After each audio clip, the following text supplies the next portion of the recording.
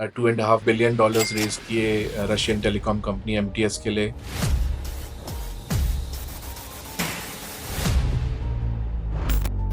और हमने 400 कंपनीज में इन्वेस्ट किया है across 60 countries with a total assets under management of more than 20,000 crore. Startup हम उसी कंपनी को टिपिकली बोलते हैं जो एक नया बिजनेस मॉडल लेके आती है मार्केट में, तो कस्टमर की ऐसी नीड है जो बेटर तरह से फुलफिल करती है। कि जैसे जो डिफरेंट स्टेजेस होती है स्टार्टअप के अंदर, जैसे कि कोई आप कंपनी में जॉब करते थे तो वहाँ पे कोई सीनियर आदमी देखता है कि ये बंदा बड़ा केपेबल है और इसको अगर मैं पैसे देता हूँ तो ये बिजनेस एस्टैब्लिश करेगा, तो वो अर्ली स्टेज पे आपको हेल्प कर देता है। स्टार्टअप के अंदर कि हम कितना फंड रेज करें। अब मैंने कहा मैं इसको समझाऊं भी क्या कि भाई आइडिया स्टेज पे 11,000 करोड़ मांग रहे हो तो तुम्हें लाइफ में कुछ करने की जरूरत ही नहीं है। What are angel investors? Angel investor तो ये हो गया जैसे आपने अपने खुद के पैसे लगा दिए। कि शार्क टैंक का बहुत ज़्यादा भी इम्पैक्ट पड़ रहा है कि हर जना जो भी फाउंडर है वो ऐसी वैल्यूएशन बोल रहा है कि जो उसके बिजनेस की है भी नहीं। अगर उससे आप पूछोगे कि वो क्यों उसने ये बिजनेस खोला है, तो हो सकता है वो सोशल मीडिया नॉइज से अट्रैक्ट होकर आया है। तो स्टार्टअप में क्या प्रॉब्लम्स आ सकती है अर्ली स्टेज में?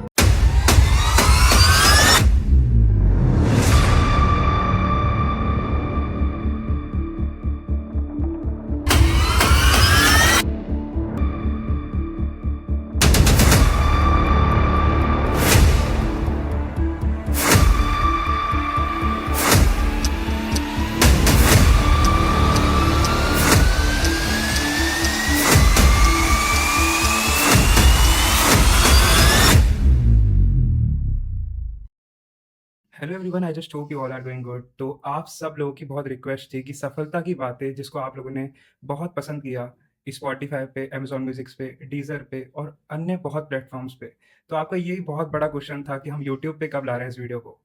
इसकी एक ऐसी डेडिकेटेड वीडियो आनी चाहिए जिससे हम लोग पता कर सकें कि यार जो हम लोग वॉइस सुनते हैं तुषार सर की, वो इन रियल कैसे दिखते हैं, क्या क्या एक्सपीरियंस है उन्होंने उस जो पॉडकास्ट में शेयर किया है उसको हम रियल लाइफ एक्सपीरियंस कर सकें। तो आज हम आ चुके हैं यूट्यूब पे, विभांशु रायजादा चैनल पे। एंड तुषार सर का मैं सबसे बड़ा धन्यवाद दूंगा कि उन्होंने जो पॉडकास्ट में आपने सफलता की बातों में बहुत अच्छे से व्यूअर्स को एंगेज किया और बहुत सी चीज़ें सिखाई। बहुत लोगों का ये क्वेश्चन था कि सर से हमें पर्सनली मिलना है, तो सर आजकल आप क्या कर रहे हैं? Thank you so much Vipanshu, it was very amazing to do 3 podcast with you, सफलता की बातें। Yes sir. और मैं आजकल बहुत सारा टाइम कंसल्टेंसी वेंचर्स को ही देता हूँ, और स्टार्टअप्स और SMEs को देता हूँ, और फंडिंग के अंदर काफ़ी टाइम जाता है, लेकिन डिफरेंट चीज़ों के ऊपर पॉडकास्ट करना, टॉक्स करना, पैनल डिस्कशंस करना, वो तो मेरा शुरू से ही शौक है। एंड लव डूइंग द 3 सफलता की बातें विद यू, एंड आज भी I am very happy to be here. हम लोगों ने ये सोचा था कि जब ये पॉडकास्ट सक्सेसफुल हो जाएंगी तो हम इसका एक वीडियो वर्जन भी बनाएंगे। तो स्पेशली मैं जयपुर से सर से मिलने के लिए आया और फिर हमने कल ही प्लान किया कि हम लोग एक ऐसी पॉडकास्ट बनाते हैं इन वीडियो फॉर्म कि हम जिसको यूट्यूब पे भी अपलोड कर सकें। सबसे पहले मैं आपको ये चीज़ बताना चाहूँगा कि जो सफलता की बातें हैं, it's all about success, it's all about जो करियर में हमको स्किल्स ऐड करनी चाहिए। हमने डिटेल में बात करी है इसमें, स्टार्टअप के बारे में, लाइफ मोटिवेशन के बारे में, एजुकेशन सिस्टम के बारे में। तो आज हम लोग बात करने वाले हैं तुषार सर से।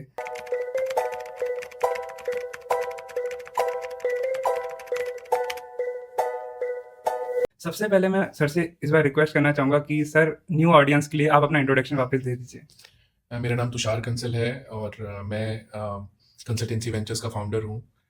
10th ईयर है कंसल्टेंसी वेंचर्स का, और इससे पहले मैंने Deloitte and Touche, also Times of India का वेंचर आर्म ब्रांड कैपिटल, वहाँ पे काम किया। फिर मैंने $2.5 billion रेज किए रशियन टेलीकॉम कंपनी MTS के लिए, और as a head of their treasury.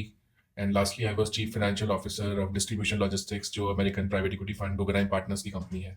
और मैंने 10 कंपनीज में इन्वेस्टमेंट किया हुआ है एज एन एंजल इन्वेस्टर, और I am also a venture advisor with the Canadian venture capital fund called loyal VC, और हमने 400 कंपनीज में इन्वेस्ट किया है अक्रॉस 60 कंट्रीज। नाउ अभी आपको पता है आजकल SME IPO का बहुत अच्छा सिस्टम चल रहा है। यस। और पिछले साल 2024 में 400 से ज़्यादा SME IPOs आए जिन्होंने 8,000 करोड़ से ज़्यादा रेज किया। तो हम लोग पार्टनर हैं जो सबसे बड़ा एंकर इन्वेस्टर है मार्केट का, we are IB to that. और उन्होंने करीब 115 IPOs में पैसा डाला हुआ है with total assets under management of more than 20,000 crore. This is about me, or I do podcasts. I talk about entrepreneurship, life, motivation, I talk about funding, venture capital के ऊपर मेरे 200 से ज़्यादा वीडियोस हैं मेरे चैनल के ऊपर। और तो बस मैं यही कहना चाहूँगा कि सर ने बहुत ब्रीफ इंट्रोडक्शन दिया अपना। और वैसे तो बहुत से लोगों का ये सवाल था सर से कि स्टार्टअप जैसे किसी को खोलना है, तो उसके लिए क्या-क्या आप एडवाइस देना चाहेंगे? क्या-क्या चीज़ें, और स्टार्टअप बिज़नेस को अच्छे से एक्सप्लेन करना, बहुत सी चीज़ें हैं जो कि डिटेल में आज हम इस वीडियो में बात करेंगे। एक बात बोलता हूँ कि सफलता की बातें जब मैं बना रहा था सर के साथ, तो मुझे बहुत सी चीज़ें रियलाइज़ हुई कि हमें स्टेप बाय स्टेप जब एक अच्छी गाइडेंस मिलती है ना, तो सारी चीज़ें अच्छे वे में जाती हैं। तो सर, आज मैं आपसे, जैसे मुझे अभी 20 ईयर्स एज हो गई मेरी, मुझे 2-3 साल के अंदर स्टार्टअप का बिज़नेस एक स्टार्ट करना है। तो ऐज़ अ स्टार्टअप में मुझे आपसे एक गाइडेंस चाहिए वैसे फॉर्म में भी, और हमारी ऑडियंस को भी बिल्कुल ओरिजिनल वे मिलेगा, क्योंकि सर मुझे बताएँगे एंड सच में जेन्युइन वे में कहूँगा कि सर की एडवाइस बहुत वर्क करती है। मैंने ये रियल लाइफ में भी टेस्ट किया, और जैसे बहुत सी वीडियोज़ में भी आप अगर चेक करेंगे, सर ने डिटेल में एक्सप्लेन किया है स्टार्टअप कल्चर को। तो सर, आज अपन सबसे पहले क्वेश्चन पे चलते हैं, वो है व्हाट इज़ स्टार्टअप फंडिंग? जब आप कोई बिजनेस सेट करते हो तो वो किसी भी टाइप का हो सकता है। अगर वो ट्रेडिशनल बिजनेस है जिसमें आप कुछ स्टील का काम कर रहे हैं या आप कुछ नॉर्मल सर्विस प्रोवाइड कर रहे हैं, उसको हम स्टार्टअप नहीं बोलते। हुँ, स्टार्टअप हम उसी कंपनी को टिपिकली बोलते हैं जो एक नया बिजनेस मॉडल लेके आती है मार्केट में और एक कस्टमर की ऐसी नीड है जो बेटर तरह से फुलफिल करती है। और उस प्रोसेस में हो सकता है कि वो बहुत ही डिसरप्टिव टेक्नोलॉजी लाए कुछ, और जो एग्जिस्टिंग कंपनीज है उसके बिजनेस मॉडल को चैलेंज करे। हुँ, तो उस कंपनी को उसका चांसेस ऑफ सक्सेस कम होता है, लेकिन अगर वो चल निकली तो वो बहुत जल्दी ग्रो कर जाती है, बिकॉज वो कस्टमर को कुछ नई चीज दे रही है, फास्टर तरीके से दे रही है, चीपर वे में दे रही है। वो कुछ ना कुछ ऐसी चीज ला रही है जो बाकी कंपनीज नहीं कर पा रही।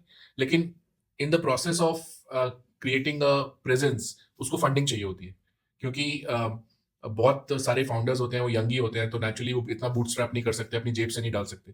तो वैसे भी अगर आपको दूसरी कंपनीज को चैलेंज करना है या आपको कोई नए तरीके से काम करना है, you need more money. Yes.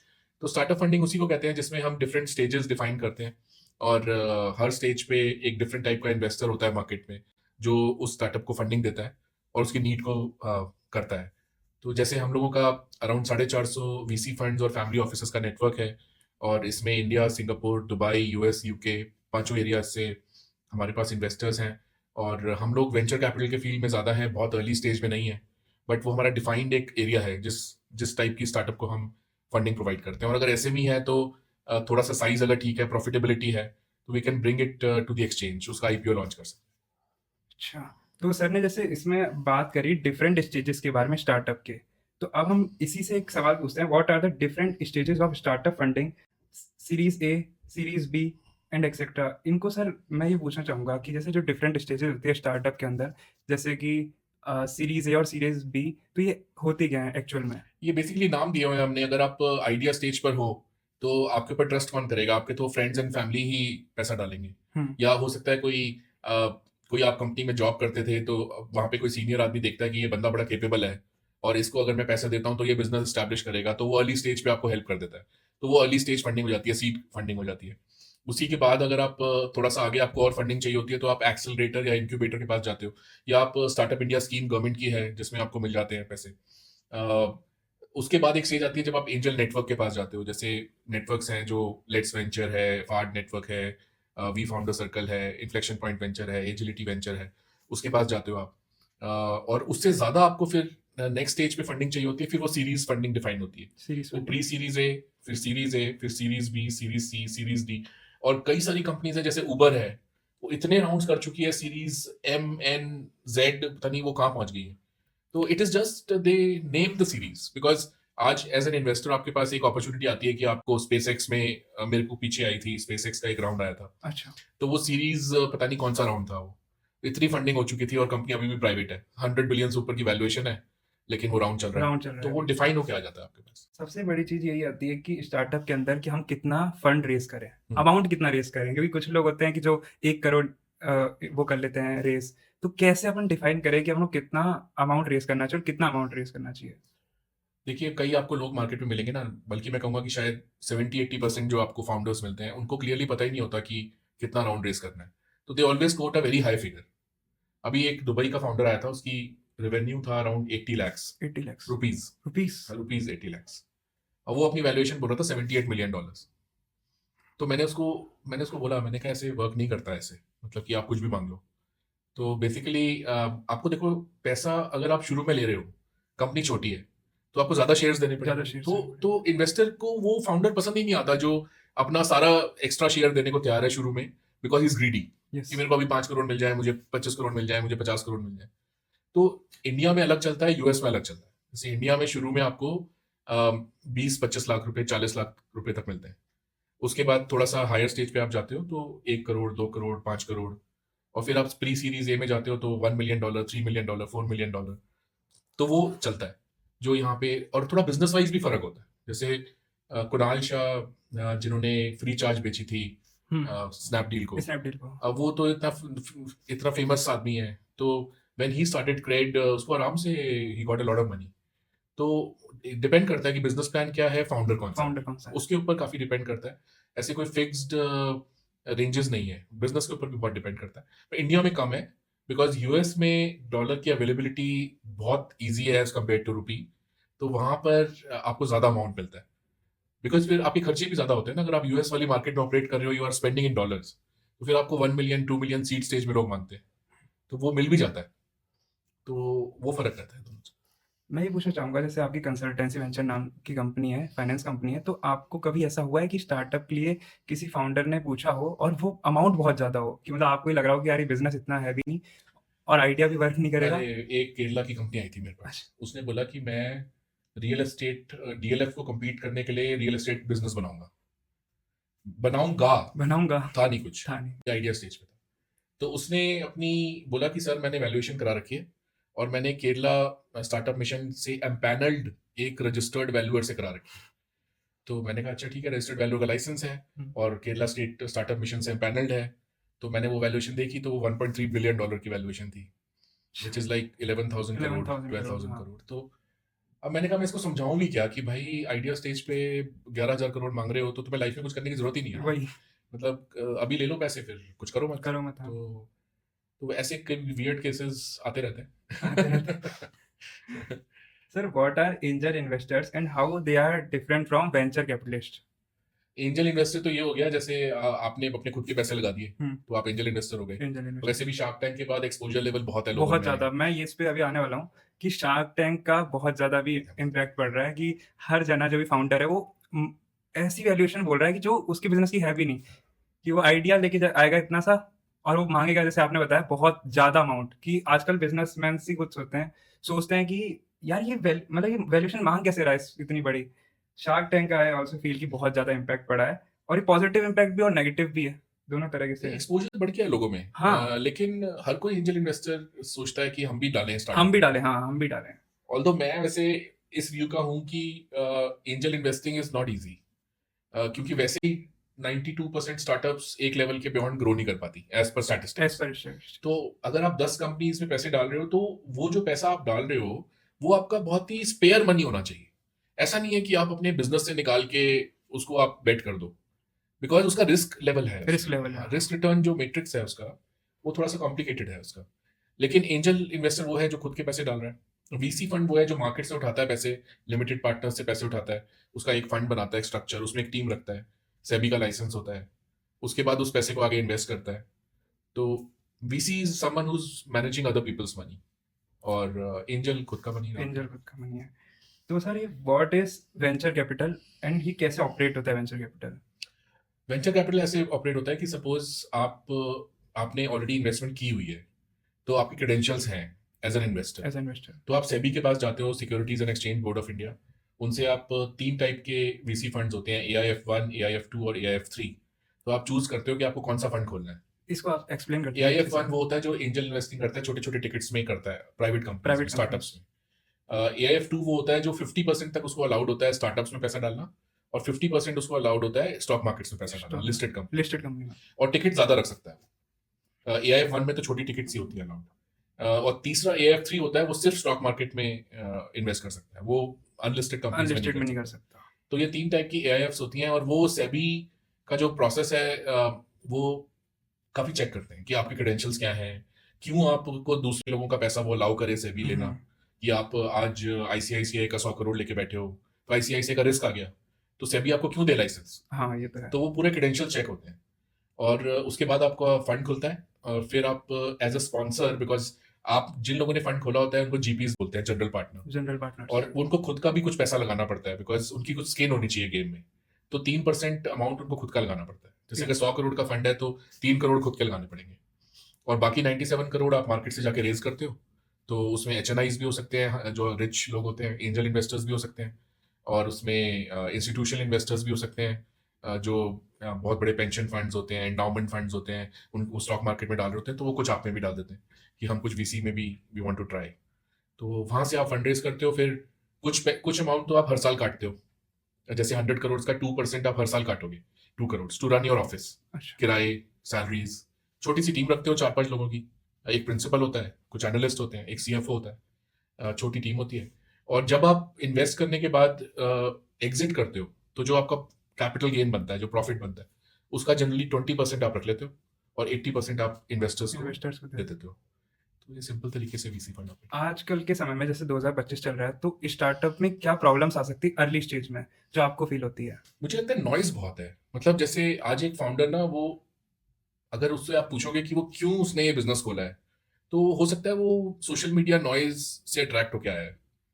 जैसे उसको लगा कि नहीं, शार्क टैंक पे एक कंपनी आई थी, वो ये करती थी, तो मैं भी करूंगा। या फिर उसको लगा कि स्टार्टअप फाउंडर्स के इंटरव्यू बड़े आते हैं इंटरव्यू बढ़ मीडिया जाते में, हैं, हाँ। उनको लाइमलाइट बहुत मिलती है, वो पैनल डिस्कशन में बहुत रहते हैं। These are the wrong reasons to open a startup, because frankly it is not easy. मतलब सबको फाउंडर बनना है, फिर ऐसा ही होता हाँ, है कि सबको सबको फाउंडर फाउंडर बनना बनना है। है। नहीं, इसमें फाउंडर बनने में कोई बुराई नहीं है, नहीं है। क्योंकि अगर आप एक अच्छी स्टार्टअप बना रहे हो तो दूसरों को जॉब मिलती है, गवर्नमेंट को टैक्स मिलता है, और इकोनॉमी ग्रो होती है, और सेक्टर ग्रो होता है, नए प्रोडक्ट्स और सर्विसेज नए आते हैं प्रोडक्ट्स मार्केट आते हैं। में। लेकिन at the same time motivation आपकी जो है वो वेल डिफाइंड होनी वेल चाहिए। डिफाइंड होनी चाहिए कि व्हाट, व्हाई, क्यों कर रहा हूँ मैं, क्यों ये कर रहे सारी चीज़ें क्लियर होनी चाहिए। तो what is seed round and who typically participate in seed funding? Seed funding में टिपिकली आपके फ्रेंड्स और फैमिली डालते हैं पैसा, कि जैसे मैं आईआईटी में शार्क टैंक में I was one of the sharks. तो एक बच्चा मेरे से बार बार कह रहा था कि सर मुझे आपसे बात करनी है, तो मैंने कहा बोर्ड रूम में जब बैठेंगे तो आ जाइयो। तो वो आया था, तो मुझे साइड में लेके उसने मुझे 3 चेक दिखाए। उसने कहा, मैं घर गया था, इलाहाबाद का था वो, प्रयागराज का, तो मैं वहाँ गया था। तो मैंने बोला कि मैं कुछ स्टार्टअप शुरू करने की सोच रहा हूँ। हुँ, तो उसकी मदर ने उसकी फैमिली को बता दिया कि ये करने की सोच रहा है। तो 3 चेक उसके शाम को घर पे आ गए। अच्छा, तो वो आईआईटीएन है, तो उसके ऊपर भाई ब्लैंक चेक, ब्लैंक चेक हो गया तो वो। डाल ले जितना चाहिए तेरे को। हाँ, तो वो सीड कैपिटल होती है जो फ्रेंड्स और फैमिली डालते हैं। और अगर आप किसी कोई कोई रिच आदमी, अगर he really likes your work, कि ये बंदा सिंसियर है, इन्वेस्टर के पैसे को मिसयूज नहीं करेगा, तो people bet on such founders also, तो जान पहचान में। हाँ, तो सर अब मेरा ये क्वेश्चन है, जैसे मैंने फंड रेज़ कर लिया, मेरा नेक्स्ट आता है कि मैं उस फंड को कहाँ एलोकेट करूँ? तो इसके लिए आप क्या कहना चाहेंगे? नहीं, पहले तो आपको सेबी में जब आप एआईएफ खोलते हो, ऑल्टरनेटिव इन्वेस्टमेंट फर्म, तो उसमें थीसिस देनी पड़ती है आपको कि पैसे कहाँ लगाओगे। कहाँ वो लगाऊँ? आपको पूरा थीसिस देनी पड़ती है, मैं इस सेक्टर में लगाऊंगा, इस कंट्री में लगाऊंगा, इस स्टेज की कंपनी में लगाऊंगा, इतने से इतना अमाउंट तक का रेंज लगाऊंगा, वो पूरा आपको देना पड़ता है। नहीं वही, इसी के लिए मैं पूछ रहा हूँ कि जैसे स्टार्टअप खोल रहा है, तो ये सारी चीज़ें उसको सोचनी पड़ रही है कि कहाँ-कहाँ मेरे को फंड लगाना है, तो इसके लिए आप क्या कहना चाहेंगे? रेज़ किया। फाउंडर को तो बिजनेस प्लान बनाना पड़ता है, हाँ, और वो बिजनेस प्लान 5 ईयर की प्रोजेक्शंस जैसे हमारी टीम बनाती है। तो एक तो बिजनेस प्लान बनाती है, और एक पिच डेक बनाती है, और एक टीजर बनाती है। उसके साथ साथ एक 5 साल का फाइनेंशियल मॉडल बनता है, जिसमें 5 साल के प्रोजेक्शंस होते हैं, और वो इंटरलिंक मॉडल होता है। इंटरलिंक हाँ, मॉडल। कि मतलब अगर आप उसमें इन्वेस्टर सोचे कि नहीं, अगर इस साल में ये रेवेन्यू थोड़ा कम रह गया तो मेरी वैल्यूएशन पे और बिजनेस पे क्या असर पड़ेगा, प्रॉफिट्स पे क्या असर पड़ेगा, तो वो नंबर चेंज करके सेंसिटिविटी देख सकता है। तो वो पूरा प्लान बनता है, वो प्लान बनने के बाद इन्वेस्टर पैसे डालता है। तो वो प्लान पहले ही बना होता है। प्लान पहले ही बना हाँ, होता है। वो इन्वेस्टर को डिक्लेयर करता है कि मैं इस पैसे को ऐसे यूज करूंगा, वो पहले ही बनता है उसको। अभी जो बजट आया था 2025 का, तो उसमें स्टार्टअप के लिए इन लोगों ने क्या-क्या चीज़ें ऐसी करी जो बहुत बेनिफिट करेगी फाउंडर्स को, जो अभी आ रहे हैं? नहीं, ये गवर्नमेंट तो काफी सपोर्टिव है। सपोर्टिव, आप हाँ, देखो, सपोर्टिव रही है। स्टार्टअप इंडिया इन्होंने शुरू किया था। हाँ, आज 1,41,000 स्टार्टअप रजिस्टर्ड है। और पहले इन लोगों का एक गवर्नमेंट का एक मोटिवेशन था कि we need to put money directly in startups, कि हम खुद ही डाल दें खुद ही पैसा, डाल दें। सिडबी के थ्रू, या SIDBI small scale industries bank के थ्रू। लेकिन बाद में उनको समझ में आया कि जो एलोकेशन होती है स्टार्टअप्स में, it is a very knowledgeable game. तो उन्होंने फिर उसको फंड ऑफ फंड्स करके खोल दिया। तो उन्होंने 10,000 करोड़ रुपए का फंड ऑफ फंड्स खोला हुआ है और वो एसबीआई कैपिटल के हाथ में होता है कि उसको वो किस फंड को दे, वीसी फंड को। और वीसी फंड फिर आगे स्टार्टअप में डालता है। तो पहले भी इन्होंने कुछ साल पहले भी 10,000 करोड़ दिए थे अच्छा 10,000 करोड़। और इस साल भी 10,000 करोड़ दिए हैं। जो एसबीआई कैपिटल की एक छोटी सी टीम है छोटी सी। और एक सिडबी की टीम है, वो मिलकर डिसाइड करते हैं कि हम ये कौन से वीसी फंड को देंगे पैसा। तो मेरा नेक्स्ट क्वेश्चन है जैसे कि क्राउड फंडिंग प्लेटफॉर्म है जैसे Kickstarter and equity crowd funding कैसे वर्क कर रहा है? वो ऐसे वर्क करते हैं कि एक आप लेट्स वेंचर ले लो, बहुत ही फेमस और ग्राउंड ब्रेकिंग कंपनी है जिसने एक नया तरीका लाई मार्केट में इन्वेस्टर्स को स्टार्टअप्स में पैसे डलवाने के लिए। तो आप प्लेटफॉर्म पे रजिस्टर करते हो, आपको थोड़ी फीस देनी पड़ती है बिकॉज वो ये नहीं चाहते कि फ्री वाले लोग जो नॉन सिंसियर होते हैं, they want serious people. Serious. तो कुछ पैसे से आप रजिस्टर करते हो तो आप एज एन इन्वेस्टर उसमें अपना प्रोफाइल बना लेते हो कि मैं इतनी टिकट्स डालना चाहता हूँ, इतना अमाउंट डालना चाहता हूँ। तो वो क्या करेंगे, वो उनके पास जो स्टार्टअप्स रजिस्टर्ड हैं, वो लुकिंग फॉर फंडिंग, उनके प्रॉपर प्रोफाइल्स होते हैं वेरीफाइड। तो वो आप देख सकते हो डैशबोर्ड पर। और जब आप उनको देखते हो डैशबोर्ड पर, तो सपोज आपने 1 करोड़ रुपया डाला, तो वो 1 करोड़ डालने से पहले वो पिचिंग कराते हैं कंपनी की। तो आप पिचिंग में सारे क्वेश्चंस पूछ लेते हो और दूसरे लोग भी क्वेश्चन पूछ रहे होते हैं। हम्म। तो उनकी पहले पिच होती है, फिर क्वेश्चन एंड आंसर सेशन होता है, फिर अगर कुछ एडिशनल क्वेश्चन हैं तो आप उनको मेल कर देते हो, डैशबोर्ड पे डाल देते हो। तो वो उसके रिप्लाईज मिल जाते हैं। फिर वो कहते हैं राउंड इज ओपन, इतनी वैल्यूएशन पे इतने का राउंड है, आप कितना डालना चाहते हो। तो आप उसमें अपना इंटरेस्ट शो करते हो। तो ऐसे करके वो इन्वेस्टमेंट होती है। जो भी पैसा आप डालते हो उसका 5% वो काट लेते हैं। जैसे 1 करोड़ डाला तो 5 लाख रुपए काट लेंगे। 5 लाख में से 2 लाख रुपए 2% वो उसी राउंड में उसी वैल्यूएशन पे खुद भी डाल देते हैं। तो they want to tell you that we also have the skin in the game कि इस वैल्यूएशन पे, इस कंपनी में, इस राउंड पे हम भी डाल रहे हैं हम भी डाल दो रहे हैं। परसेंट तो वो 3% रख लेते हैं, 2% उसी राउंड में डाल देते ग्राउंड हैं। में डाल देते हैं। तो ये मॉडल इतना सक्सेसफुल हुआ कि आज जो आपको बाकी एंजल नेटवर्क्स और वीसी फंड मिलेंगे, वो सारे इसी अप्रोच से वर्क कर रहे हैं। What financial milestone should I focus on after receiving funding? कौन से ऐसे फाइनेंशियल माइलस्टोन है जो मुझे फंड मिल गया उसके बाद रखने चाहिए अपने लिए? देखिए, जोमेटो ने ये दिखा दिया है आपको कि you can first build a presence in the market. तो लेकिन उसे प्रॉफिटेबल भी होकर दिखा दिया बाद में। तो हाँ प्रॉफिटेबल हो गया। तो कस्टमर एक्विजिशन कॉस्ट मैनेज की उसने, लाइफ टाइम वैल्यू कि कस्टमर, रिपीट कस्टमर कितने पैसे दे रहा है, उसकी एक कस्टमर की लाइफ टाइम वैल्यू कितनी है। ऑपरेटिंग प्रॉफिटेबिलिटी कि आप जो भी बिजनेस कर रहे हो, आजकल हर इन्वेस्टर बोल रहा है यूनिट इकोनॉमिक्स अच्छा होना चाहिए, यूनिट इकोनॉमिक्स अच्छा होना चाहिए। तो बेसिकली कोई भी ऐसा बिजनेस मॉडल जो लॉस करता है और वो इंटेंशनली लॉस पे बेच रहा है, ऐसा मॉडल नहीं चाहिए। ऐसा मॉडल हमें ऐसा मॉडल चाहिए जो आपने ऐसा मॉडल बनाया हो जिसमें वो प्रॉफिट थ्रो करे। और क्योंकि अब स्टॉक मार्केट में लिस्टेड हो गई हैं स्टार्टअप्स, जोमेटो लिस्टेड है, और जो इंडियन स्टॉक मार्केट है वो प्रॉफिटेबिलिटी के ऊपर ही वर्क करती है।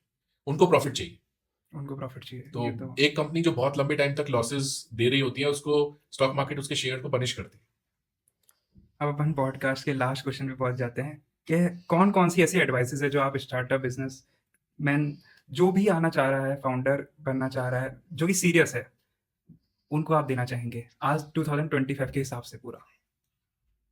देखिए, मैंने खुद डिलॉयट ज्वाइन की थी आफ्टर डूइंग अ बिजनेस, और बिजनेस मैंने एग्जिट किया था 2006 में, और अच्छे लेवल पे किया था। तो मैं तब दोबारा शुरू कर सकता था, लेकिन मुझे ऐसा लगा कि मेरे को अभी पूरी नॉलेज नहीं है। और मैंने जो डिलॉयट में लर्न किया with in a short span, वो मुझे आज तक काम आ रहा है। जो इन्वेस्टिंग प्रिंसिपल्स मैंने ब्रांड कैपिटल में लर्न करे, वो मुझे आज तक काम आ आज रहे तक हैं। काम आ रहा है।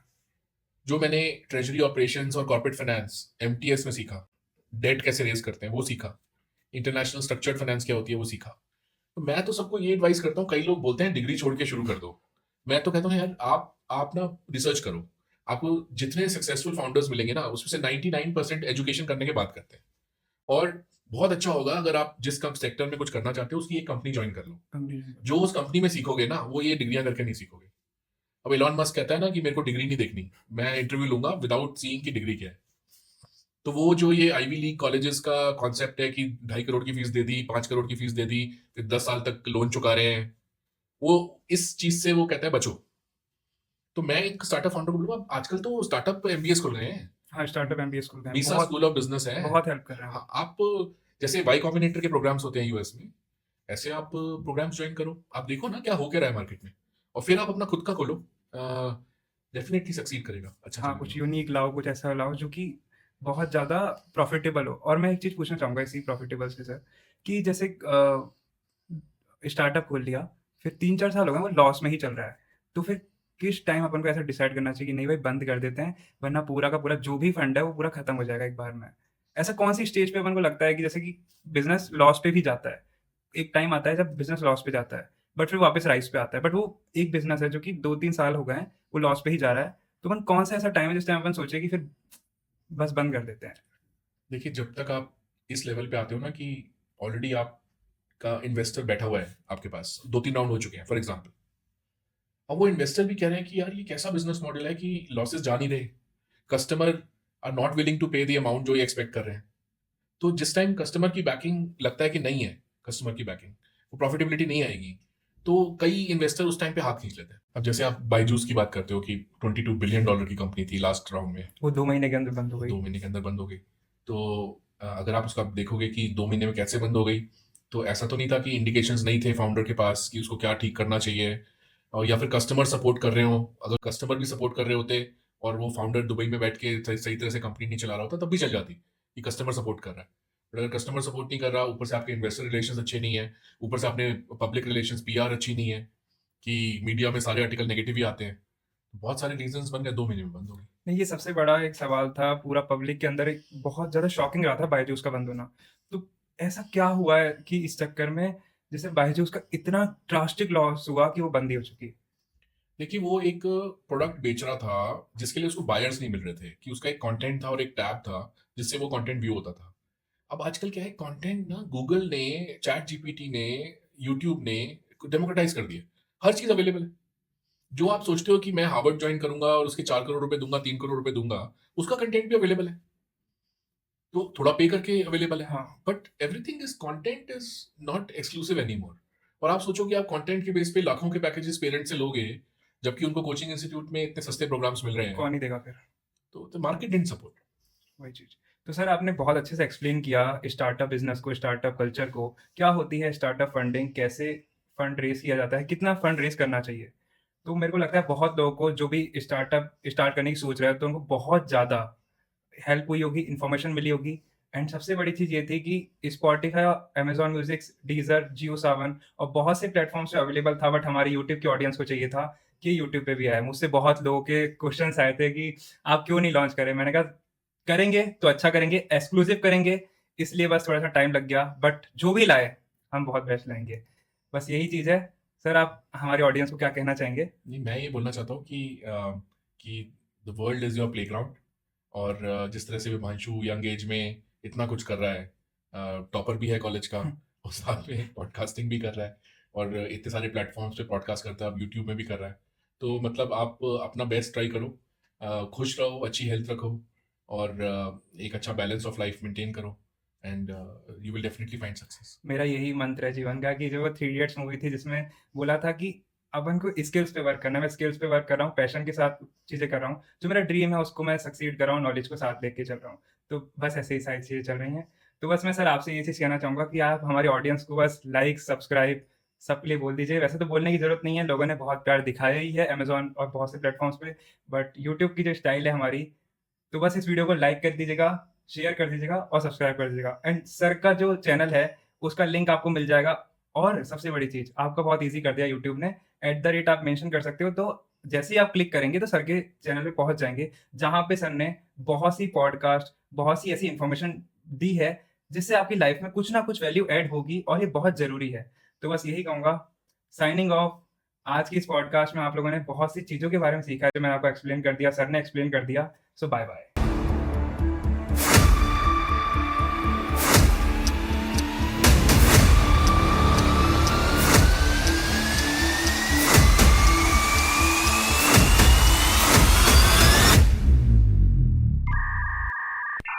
माय नेम इज़ शुभांशु और आज हम इस पॉडकास्ट में बात करने वाले हैं। लेकिन जब मैं बिजनेस में आया, तो मेरा पहला बिजनेस 85 लाख का नुकसान हो गया। आपके लाइफ में कोई ऐसा मोमेंट आया कि जिसमें मोटिवेशन ने बहुत रोल प्ले किया हो? मोटिवेशन हमेशा किसी चीज के लिए होती है। ऐसा कोई इंसान नहीं मिलेगा आपको जिसकी सक्सेस के पीछे 1000 फेलियर्स हो। What does motivation means to you?